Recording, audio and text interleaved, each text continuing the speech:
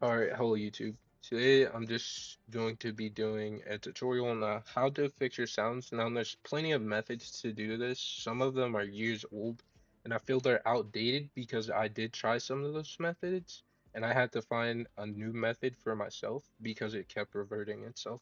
So I'm gonna go ahead and show you guys. I'm gonna hop right into it. I'm not gonna waste any more time. So you're just going to go into your settings and go into Bluetooth and devices. You're going to click on your headphones.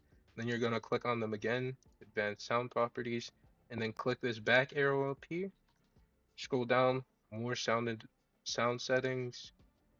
Once this opens, just go to communications. Once you're here, it should be on one of these two. It's set that Windows sets that by default. I don't know who uses this. It's a pretty stupid feature. All you have to do is set it to do nothing, and your headphones will have zero issues from there on out.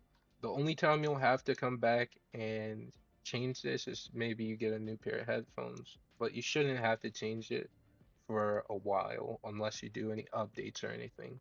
So that's it. Not going to waste any time. Have a nice day. And if you did like the video, go ahead and leave a sub and like. Thank you.